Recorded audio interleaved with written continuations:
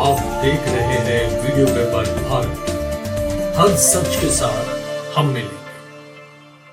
नमस्कार, आप देख रहे हैं वीडियो पेपर भारत। मैं हूं तिरुमलेश देसाई। कर्नाटक के और एक हाई वोल्टेज कॉन्स्टिट्यूंसी के बारे में हम बात कर रहे हैं, वो है Koppal district Gangavati constituency. Gangavati constituency में लगातार कुछ दिन से या कुछ पहले के इलेक्शंस को अगर देखा जाए तो वहां पर दो ही तरह का जो फाइट होता था, या भाजपा या कांग्रेस नहीं तो जेडीएस। इसी तरह दो ही इलेक्शंस वहां पे अपोजिट में होता था। लेकिन इस बार गंगावती में नया एक टक्कर वहां पर शुरू हुआ है। वो है पूर्व मंत्री, भाजपा के बड़े नेता मानते थे एक टाइम पे, वो है गाली जनार्दन रेड्डी। गाली जनार्दन रेड्डी अपना खुद का पार्टी बनाया है, केआरपीपी बोलकर। उस पार्टी से गंगावती कॉन्स्टिट्यूंसी से उन्होंने चुनाव के लिए खड़े हो गए। लेकिन गंगावती कॉन्स्टिट्यूंसी के लिए उनका चुनाव से 6 महीने पहले उन्होंने गंगावती कॉन्स्टिट्यूंसी में एक अपना आलिशान बंगला खरीदते हैं। वहां खरीद कर वहां पर जाकर वहां पे लोगों के बीच में रहने के लिए कोशिश कर रहे हैं। लेकिन जनार्दन रेड्डी गंगावती कॉन्स्टिट्यूंसी क्यों चुनते हैं? क्योंकि लिए उनको भाजपा के लिए डोर खत्म हो चुका है, भाजपा के लिए री एंट्री नहीं है उनको। और भाजपा से जितने भी उनके जो फॉलोअर्स थे, उनके जो क्लोज सर्कल्स थे, अनऑफिशियली उनके साथ जुड़े होंगे, जैसे कि श्री रामुलु हो, सोमशेखर रेड्डी हो, करुणाकर रेड्डी हो, बहुत सारे उनके नेता लोग हैं भाजपा के साथ, उनके अच्छे रिश्ते हैं। लेकिन पॉलिटिकली जब आता है सब लोग उनसे दूर है, कोई उनके साथ जुड़ना नहीं चाहते। उसी तरह गंगावती कॉन्स्टिट्यूंसी में खास करके परना मनवल्ली और इकबाल अंसारी। परना मनवल्ली जो है भाजपा से ऑफिशियल कैंडिडेट है और पूर्व शासक भी है।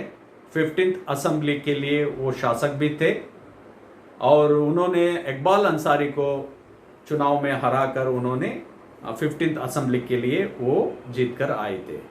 लेकिन 16th असेंबली के लिए उनको भाजपा की तरफ से टिकट मिलता है और इस बार वो चुनाव के लिए लंबी तैयारी किए हैं। लेकिन वहां पर इस बार परना मनवल्ली के जो माइनस पॉइंट है, वो माइनस पॉइंट ये है कि लगातार उन्होंने कोई डेवलपमेंट नहीं किया और लोगों के बीच में कांटेक्ट के लिए नहीं मिलते बोल के एक मीडिया में एक रिपोर्ट मिल रहा है। लेकिन हालांकि वहां पर जो लोकलेट्स को बात करने के बाद वहां पर सब लोग बताते कि मुरली परना को हम लोग जब भी मिलते हैं तो लगातार लोगों के बीच में रह रहे हैं, सब लोगों के साथ बात करते हैं और अच्छे काम करके दिए बोल के उनके साथ उनको लेकर बहुत सारा पॉजिटिव ओपिनियन वहां पर मिला है। लेकिन इकबाल अंसारी को जब कांग्रेस का टिकट होने के बाद, कांग्रेस में पहली टिकट अनाउंस होने तक कांग्रेस के लिए एक ही यूनिट था, वो है मल्लिकार्जुन नागप्पा हो, HR श्रीनाथ हो और इकबाल अंसारी, सब एक ही बोर्ड में चल रहे थे। किसको जो टिकट मिलेगा हम लोग उनको सपोर्ट करेंगे, इस तरह जो बातें हो रहा था। जब इकबाल अंसारी को टिकट जब अनाउंस होता है कांग्रेस पार्टी से, उसके बाद से कांग्रेस में 3 डोर ओपन हो गए। मल्लिकार्जुन नागप्पा एक तरफ हो गए, HR श्रीनाथ एक तरफ हो गए, इकबाल अंसारी अकेले रह गए। लोगों के बीच में अगर Iqbal Ansari ji really ground work करके सब लोगों के साथ अगर मिलजुल के चलते हैं और सारे अपने ईगो को जो है बाजू में रखकर जो ग्राउंड में लेकर अगर काम करेंगे, 16th असेंबली के लिए जाना उनके लिए कोई रोक नहीं लगा सकते। चाहे जनार्दन रेड्डी हो, मुरली परना हो, कोई नहीं रोक सकते। क्यों हम बात ये कर रहे बोले तो क्योंकि लिए कर्नाटक में कांग्रेस का वेव चल रहा है। कांग्रेस को लेकर बहुत बड़े एक सर्वे रिपोर्ट में भी कांग्रेस के बारे में पॉजिटिव रिपोर्ट्स आ रहे हैं। अगर इस बात को ध्यान में रख के इकबाल अंसारी लोगों के बीच में जाके अपना सारी ईगोज है या सारी अपनी पुरानी जो बैड एक्सपीरियंस है उसको सब अलग रखकर उन्होंने अगर लोगों के बीच में जाकर सब नेताओं के साथ, लोगों जो लोकल नेताओं के साथ अगर मिलजुल के अगर काम करने के लिए इकबाल अंसारी थोड़ी भी कोशिश करेंगे तो उनके लिए जीत कहीं पे भी दूर नहीं है। अगर किसी भी तो कर रहा कांग्रेस के वे वाई मैं जीत कर आ जाऊंगा बोल के अगर वो गलत फहमी में बैठेंगे तो उनके लिए बहुत दिक्कतें खड़ी हो सकती है। साथ में भाजपा के लिए बड़ी दिक्कतें जैसे कि पराना मनवल्ली के लिए दिक्कतें खुद उनकी पार्टी की तरफ से हो रहा है, क्योंकि ले वहां पर पूर्व जो मंत्री थे वो है गाली जनार्दन रेड्डी, भाजपा में थे, भाजपा छोड़कर उन्होंने केआरपीपी बनाया। ऑब्वियसली अगर केआरपीपी पार्टी बनने के बाद केआरपीपी का नया फॉलोअर्स तो नहीं आएंगे, नया कार्यकर्ता तो नहीं आएंगे ना। जनार्दन रेड्डी के साथ कौन लोग जाएंगे? जाने वाले वही है जो भाजपा की तरफ से उनको फैन फॉलोअर्स थे या तो उनके कम्युनिटी के लोग थे, वही लोग उनके पीछे जाने वाले हैं।